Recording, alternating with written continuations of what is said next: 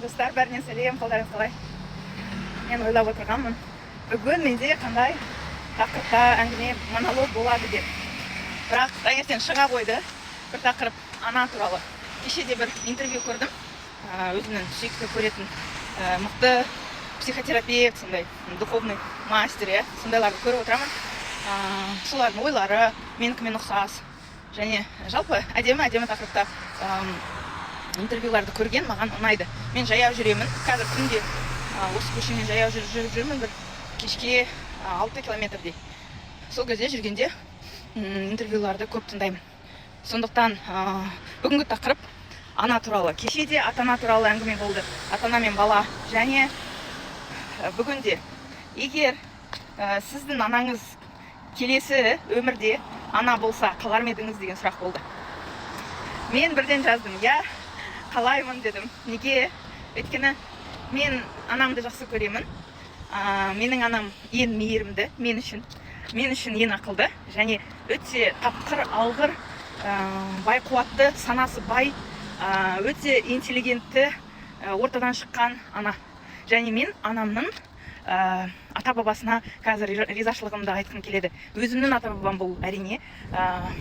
Сол кісілердің барлық жасаған еңбектері, өмірлері, ой толғаулары бәрі маған келген. Менің қанымда, жанымда, менің ойымда, ұйықтап тұрсам да, оянсам да, мен анамның бір бөлігімін.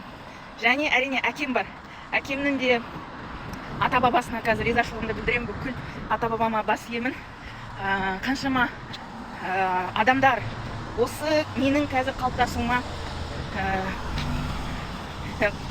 көмектесті, өз ықпалдарын тигізді.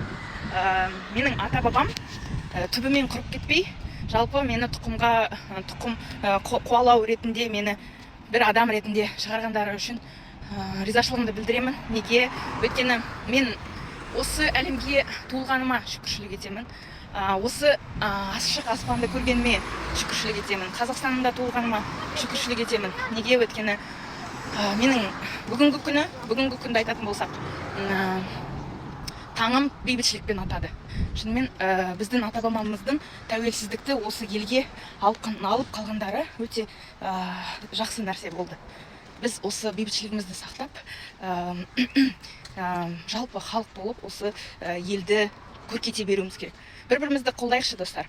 Бір-бірімізді қолдайық, бір-бірімізге көмектесейік, жақсы нәрселермен бөлісейік, жақсы энергия, позитив, оптимизм жасайық. Өйткені, мысалы, футбол командасы, сборная Қазақстана бар ғой, соған комментарийларды оқысам, біраз негатив жазған, ой дегендей. Негізі жақсы нәрсе жазайық. Жалпы спорт деген ол оңай нәрсе емес қой. Ол қаншама еңбек, адамның үміті, төккен тері, дисциплинасы. Біз халық болып соны қолдауымыз керек. Өйткені егер біз қолдап жіберсек, біз өсеміз, көркейеміз, әлемнің деңгейінде шарықтап жүреміз деген ой бар. Менің өзімнің жалпы ойым солай. Және мен сияқты ойлайтындар да көп. Соған қуанамын, достар.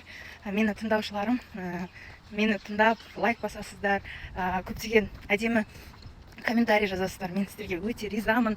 Өйткені менің бақытымның ішінде сіздер де барсыздар. Мен сіздердің әлемдеріңізде бармын.